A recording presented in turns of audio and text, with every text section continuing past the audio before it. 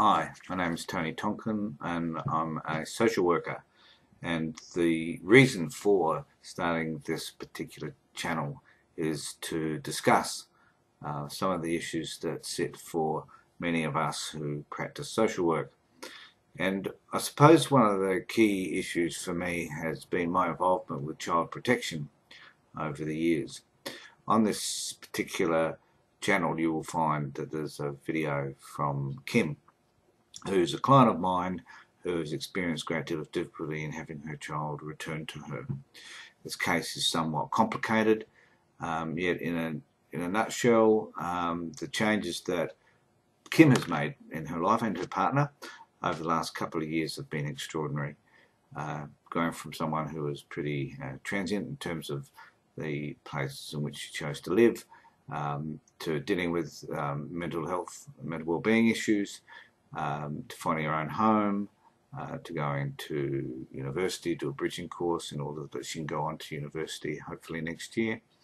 And the efforts that Kim has made in order to change her life have meant that the Kim that was present a couple of years ago at the time that the child was removed is not the same person, and that we've been advocating with the Child Protection Services in South Australia in order to have this child returned.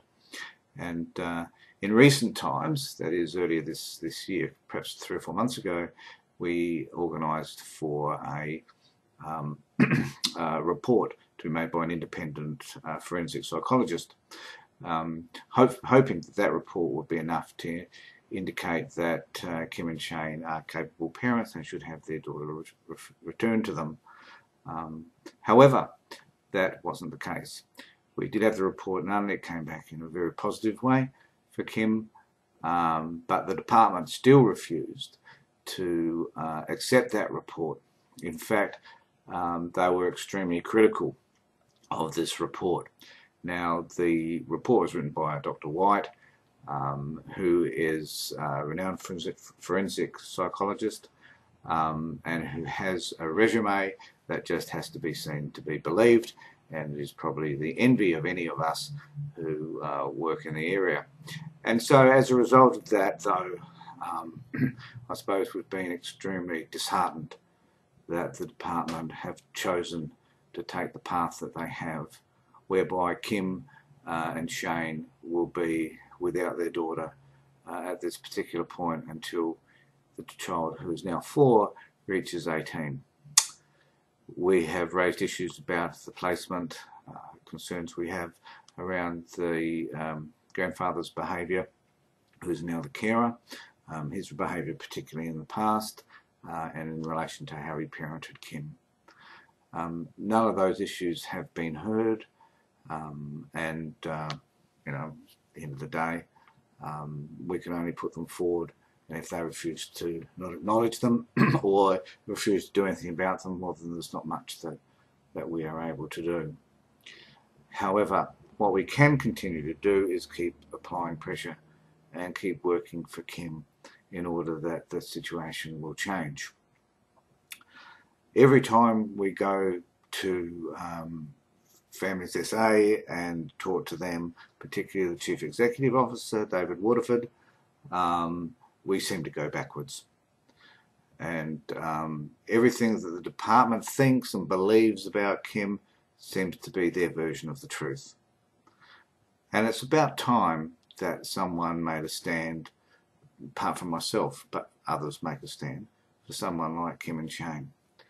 And it isn't about necessarily saying that workers, social workers and others who work in the department are doing a lousy job. What it is about saying is that sometimes people do change, and when people change, they need to be rewarded for that change. We need to celebrate the change. In this particular instance, the change has been remarkable, but the department still insists that this child be kept separate from her parents until she reaches the age of 18.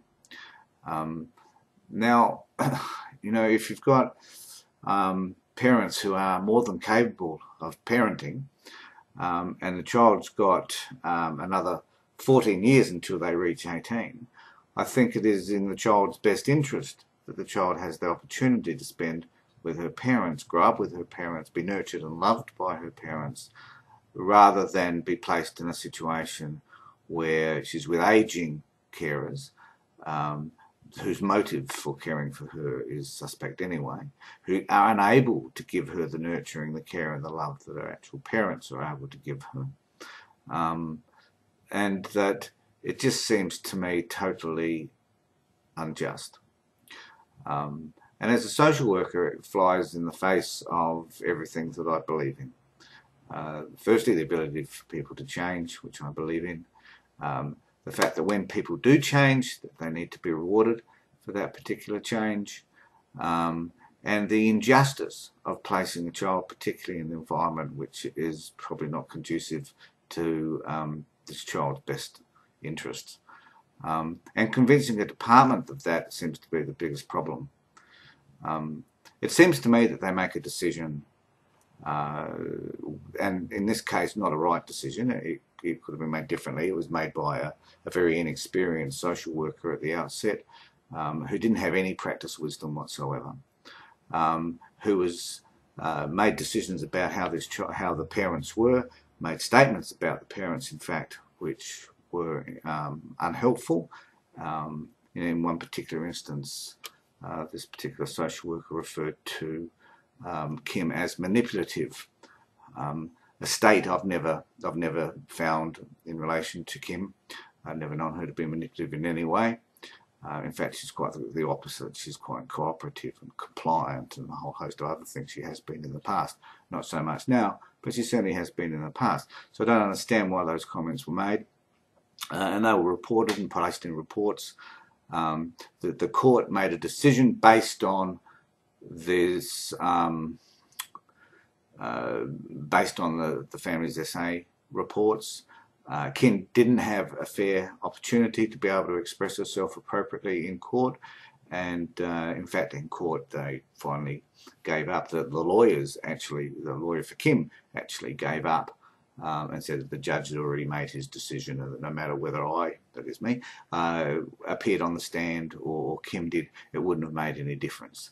And we foolishly accepted that, and lo and behold, a GOM 18 order was delivered. Kim had made an attempt to go back to court earlier this year, and to her credit, she went on her own. I wasn't permitted in the courtroom because of my involvement with the case previously, and she was told basically that you can't go back. It's impossible to go back to court unless you can prove that the child is in any particular danger at that particular time. We suspect that the child is, but there's no way necessarily that we can prove that. We don't have the resources that Families SA do, and Families SA refused to investigate it appropriately anyway. So even though we have done everything that we can, we're still continuing the fight. And we need you to be able to assist us in relation to that fight. Kim will be placing a video on YouTube soon, which will talk a little bit more about her experiences and how it's been for her, and her desire and need clearly to have this child returned to her and Shane. So keep tuned for that particular video, and we will update you if things change or progress. I'll also be using this opportunity on this video to express other concerns and other challenges that I face as a social worker. I hope you can join me as we discuss those.